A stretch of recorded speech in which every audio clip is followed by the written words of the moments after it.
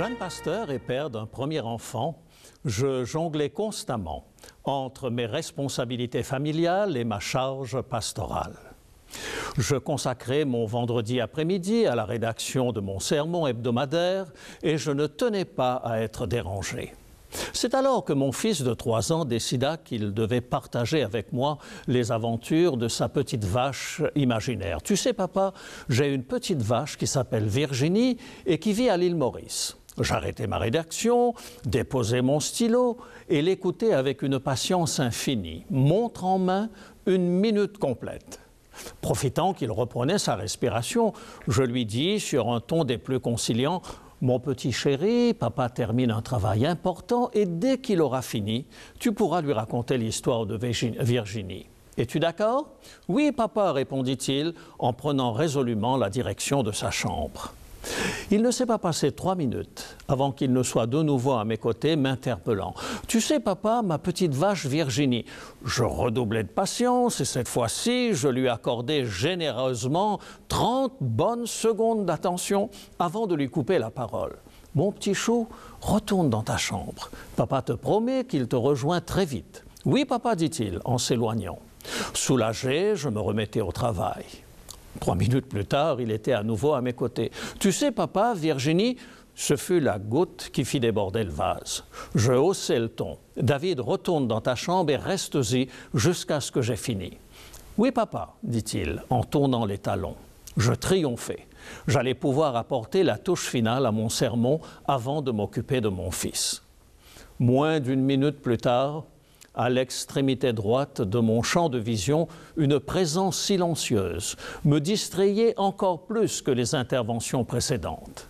Vaincu, je posai ma plume et je me tournai vers ce visage innocent qui m'implorait du regard. « Que veux-tu, David ?»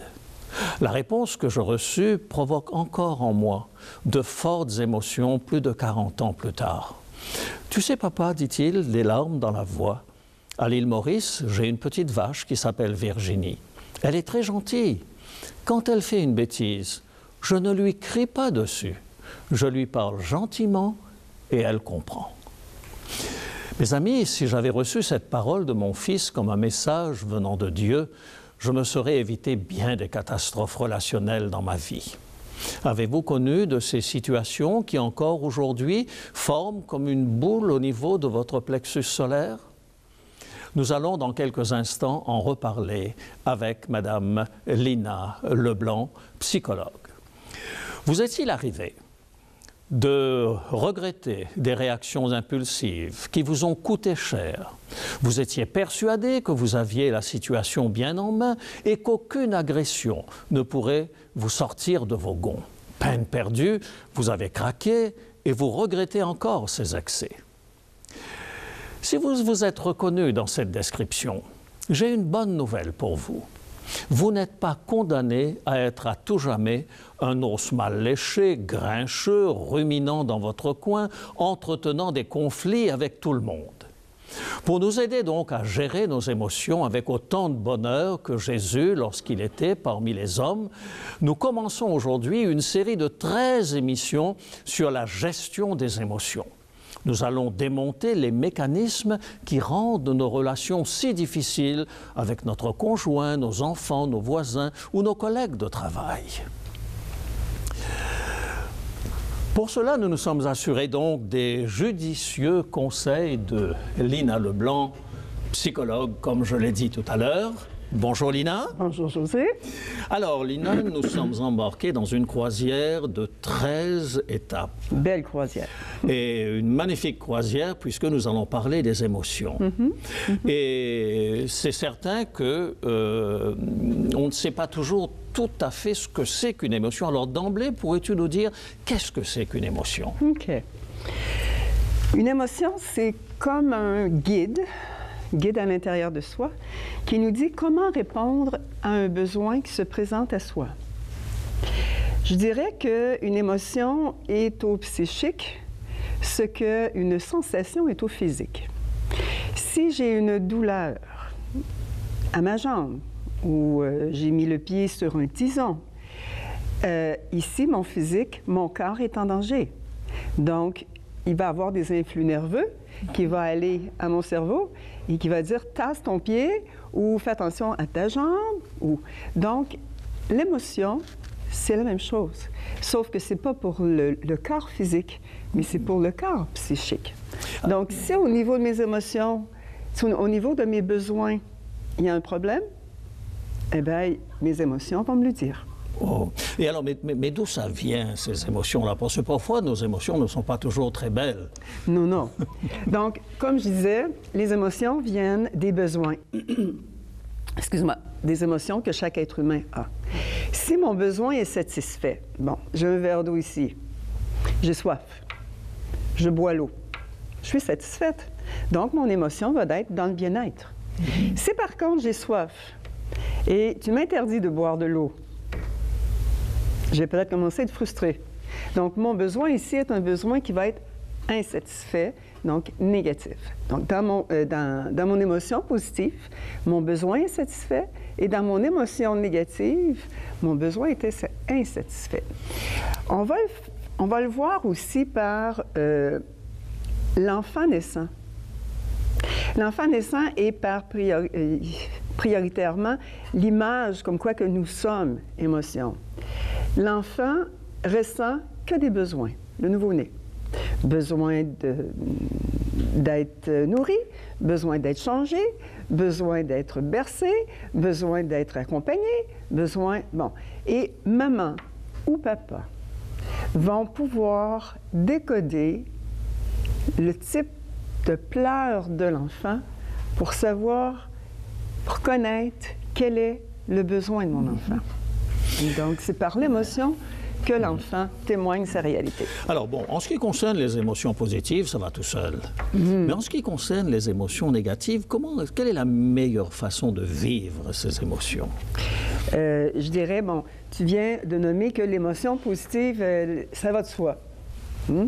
Ça va de soi. Si on est heureux, on rit. Si on est bien, on respire et voilà.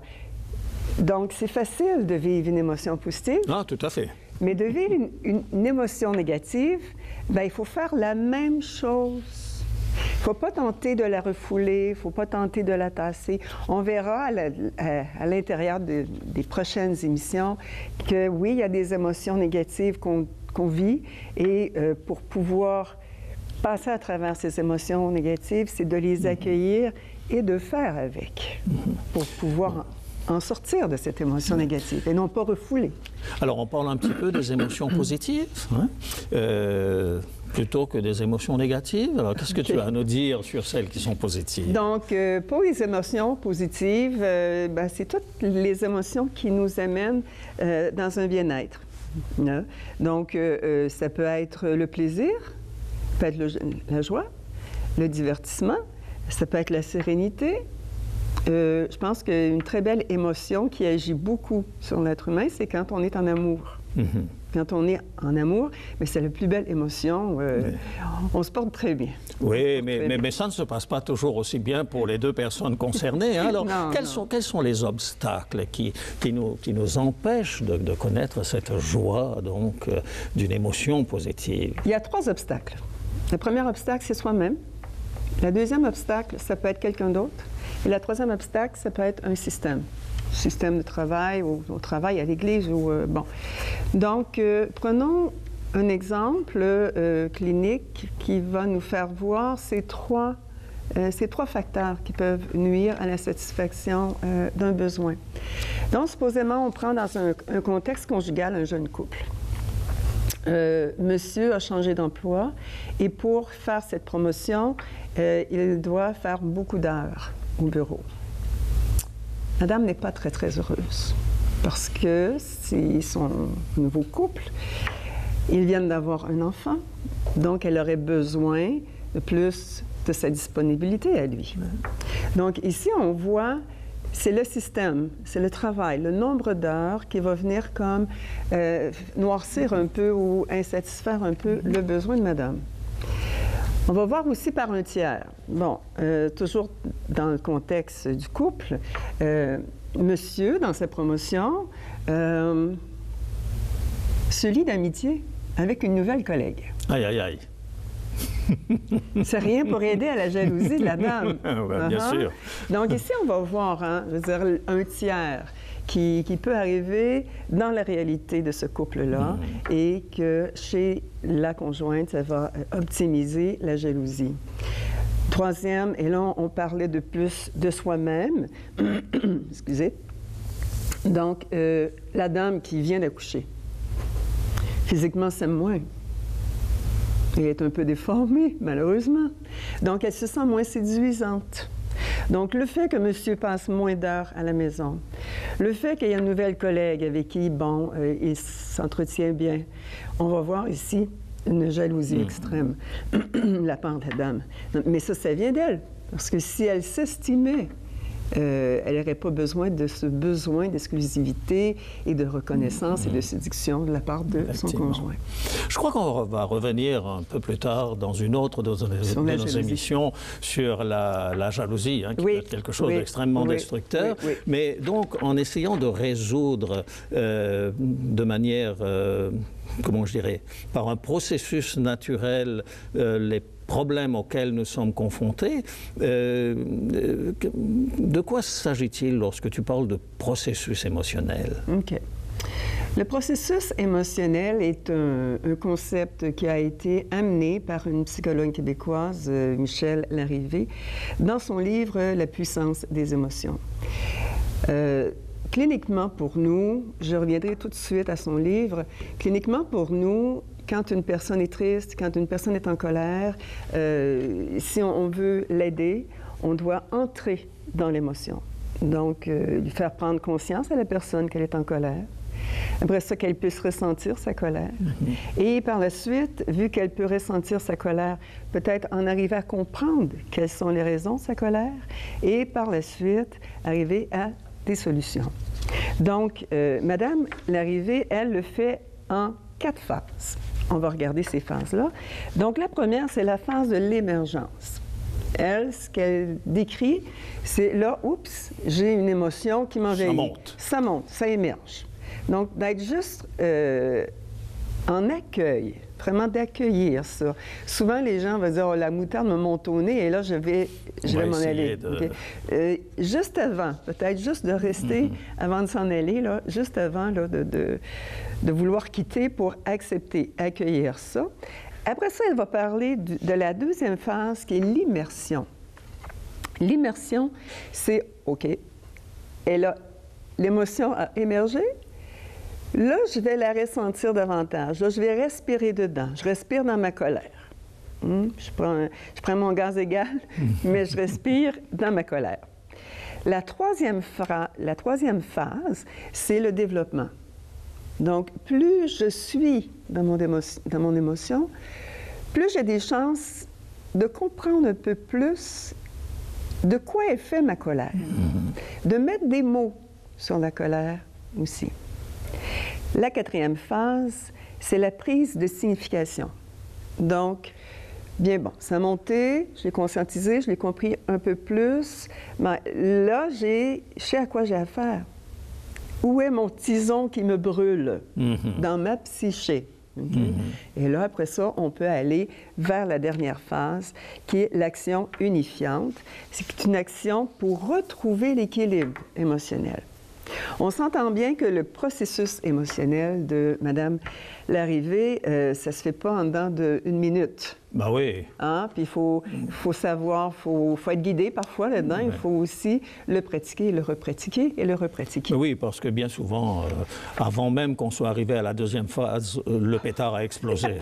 C'est ça qui est le plus dramatique. Oui. Alors, mais comment est-ce qu'on peut prévenir, je dirais, l'existence des émotions négatives. Tu sais, lorsque bon, je suis en face de quelqu'un et puis tout d'un coup, il dit ou il a un comportement qui est extrêmement irritant, alors j'ai envie de réagir immédiatement. Surtout quand on est impulsif de nature, alors qu'est-ce qu'on peut faire là? Ben, je pense qu'il faut, quand on sait qu'on est impulsif, quand on sait qu'on est hypersensible, quand on sait qu'on peut tomber dans une tristesse, on se fait toucher facilement par la tristesse, maintenant le savoir, déjà, c'est d'être avisé. Donc, c'est de pouvoir se protéger un peu Et si c'est la colère, respirer par le nez. Si c'est la tristesse, dédramatiser. Donc, lorsque je le sais, je me prépare déjà positivement à ne pas me laisser influencer par l'émotion négative. Alors, lorsque je lis, par exemple, ce que dit saint Paul, il y a quelque chose d'extrêmement intéressant parce que dans un texte qu'on retrouve dans sa lettre qu'il écrit aux gens de Thessalonique, un verset très court, 1 Thessaloniciens, chapitre 5 et le verset 16, en 3 mots, il me démolit complètement. Soyez toujours joyeux. Alors là, j'ai un peu de peine. Oui, ben, ici, moi, je pense que ce que Paul dit, ce que saint Paul dit ici, c'est un peu comme que je le nommais, c'est toujours de qu'est-ce que je recherche consciemment dans ma réalité? Est-ce que je veux être esclave de ce qui est autour de moi, positif, négatif? Ou bien je veux poser un regard sur comment je vis ma réalité intérieure, et j'ai un pouvoir là-dessus. J'ai un pouvoir sur ma réalité intérieure à me laisser happer ou à garder une meilleure gestion. Donc, ce qu'il faut voir, c'est quel est mon état intérieur habituel. T'sais, si je suis pessimiste, il faudrait peut-être amener quelques changements. Après ça, on va voir quelle est la valeur que je me porte. Si j'ai une bonne estime de moi, si j'ai une bonne confiance en moi, je vais être beaucoup moins perméable à tout ce qui vient à moi. Quelle est ma raison d'être? Est-ce que j'ai un côté important dans ma vie, moi? Okay, c'est un travail long, là. C'est un travail, mais oui. Puis la satisfaction de moi-même. Donc, ce qu'il faut vraiment, comme pour arriver à soyez toujours joyeux, c'est de toujours se garder un espace dans notre vie de joie, de dédramatisation, de relaxation, Il n'y en a pas de problème. Il n'y en a pas de problème.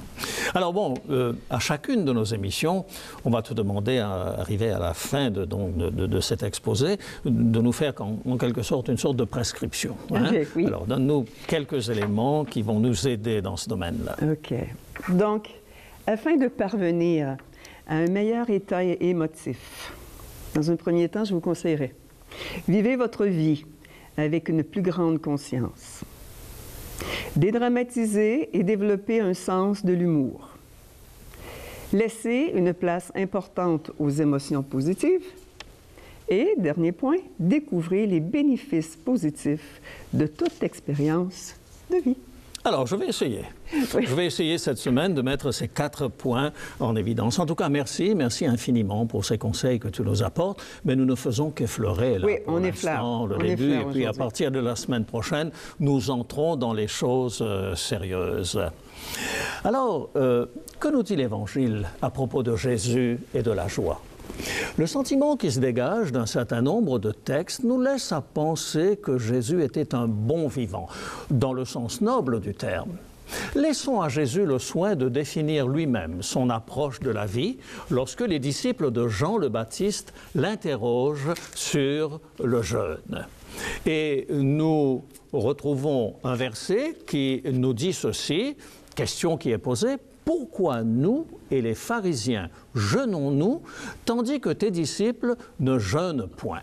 Jésus leur répondit: les amis de l'époux peuvent-ils s'affliger pendant que l'époux est avec eux?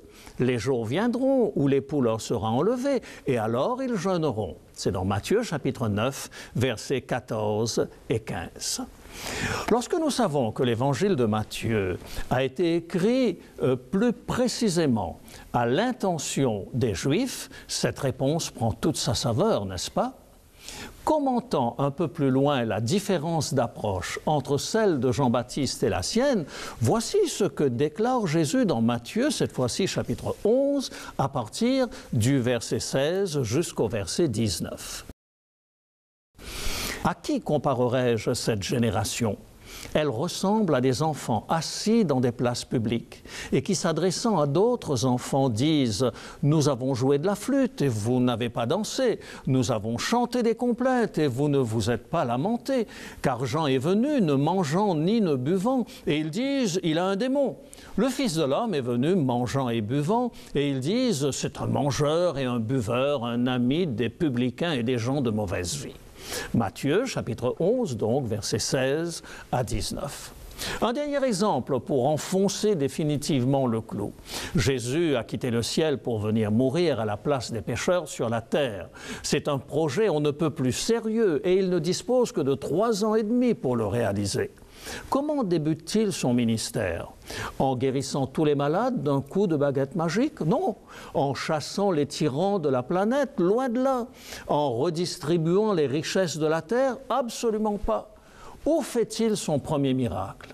Vous trouverez ce récit dans l'évangile de Jean, au chapitre 2, à partir du verset 1er. Jean, chapitre 2, à partir du verset 1er.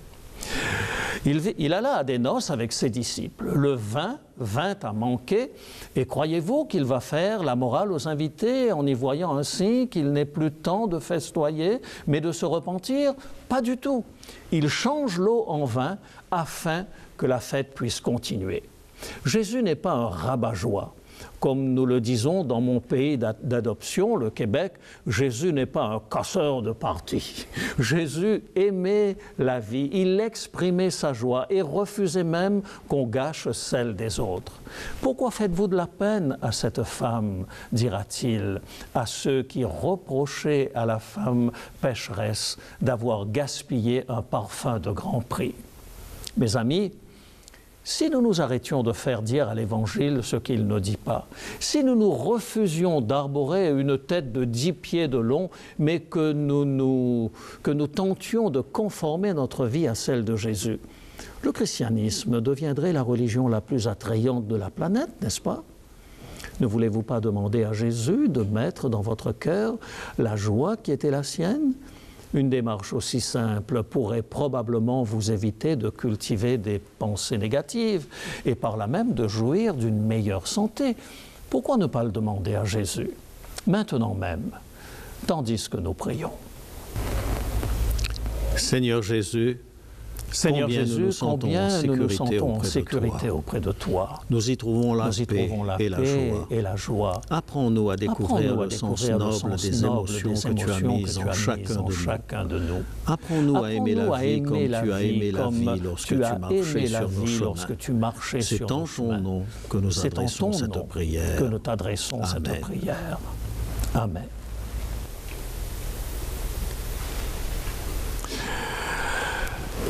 Lina? Oui, José. Pour, en quelque sorte, soutenir ce que nous avons dit et permettre d'aller un petit peu plus loin dans notre réflexion, nous avons ici un livre que nous avons écrit et qui justement parle des émotions humaines. Hein. Je pense que c'est pour cela que tu te sens tellement à l'aise pour parler de ces émotions humaines, n'est-ce pas? Alors donc le livre s'intitule « À fleur d'émotions ». Et ce livre va en 13 chapitres, si je comprends bien, parler de ces différentes émotions. Alors comment est-ce que nous avons structuré les choses? Tu voudrais nous dire juste un petit mot à ce propos? Nous avons structuré, le volet psychologique était sous ma gouverne et le volet théologique était sous ta gouverne à toi. Et à chaque émotion qu'on travaillait, exemple la dépression, la colère, eh bien moi j'allais du côté de la psychologie au niveau des théories. Et toi de ton côté, tu allais chercher des personnages de la Bible qui ont vécu ces émotions et qu'on pouvait mettre en parallèle que le monde contemporain et le monde du 1er siècle. Les humains sont tous pareils. Alors, est-ce que je pourrais au moins lire un petit extrait d'un chapitre? Alors, c'est le premier chapitre, donc, celui que nous avons abordé aujourd'hui. Et voilà ce que tu dis. Pourtant, tout comme nous accueillons aisément l'émotion positive, nous devrions recevoir avec le même mouvement d'accueil intérieur l'émotion négative. Faire obstacle à celle-ci nous prive du message d'insatisfaction émis. En conséquence, nous ne pouvons ressentir et interpréter la blessure ou la frustration vécue et nous nous privons de la possibilité d'y remédier adéquatement. Afin de sauvegarder notre équilibre psychique, il est préférable de reconnaître nos émotions négatives, de leur donner le droit à l'existence et de les canaliser adéquatement. Oui. Alors ça, c'est quelque chose qui m'a frappé lorsque nous avons préparé ce livre. En fait, moi, j'étais très à l'aise pour appliquer cela aux émotions positives, mais pas aux émotions négatives. Voilà. Il n'y a pas un humain qui aime souffrir. Il n'y a pas un humain qui aime souffrir, mais la souffrance fait partie de la vie. Et de ne pas plonger dans la souffrance, c'est de la faire perdurer. Donc, plongeons dans la souffrance. Parfait. Alors donc ce livre est à la disposition de ceux qui voudraient aller un peu plus loin dans leur réflexion. Il est vendu de manière internationale. Je sais que donc on peut le trouver en France et là on peut le trouver à la librairie Vie et Santé. Oui. Et il peut se trouver également pour l'Amérique du Nord à la librairie du Québec. Il suffit donc de faire www.librairieadventiste.com et on tombe sur le site du Québec. Et si on est en Europe ou dans la zone européenne, on peut donc faire www.vieetsanté.com et on tombe donc sur les informations nécessaires pour pouvoir commander le livre. Et le livre coûte combien? 19,50 $19,50. Canadien. Canadien. Là, il faudrait voir. Hein, alors, donc, pour ce qui concerne la France, bien sûr, les prix seront donnés par la librairie en question. Oui. Alors, nous voilà donc arrivés maintenant à la fin de cette première émission. Nous nous retrouverons pour aborder donc chacune de ces émotions positives et négatives au fil des semaines ou en tout cas au fil des émissions que nous allons avoir. Et j'ai hâte d'être à ces émotions négatives qui parfois sont un petit peu difficiles à accepter, mais qui sont des éléments qui vont certainement nous aider à vivre mieux. Merci en tout cas pour ce que tu nous apportes. Bienvenue. Et nous nous retrouvons donc pour une autre émission. Et encore que ce que nous avons vécu ensemble puisse probablement être un élément qui va aider nos téléspectateurs à pouvoir gérer mieux leurs émotions et leurs relations avec ceux qui les entourent. C'est mon souhait, oui. Merci. À bientôt, Lina. Merci.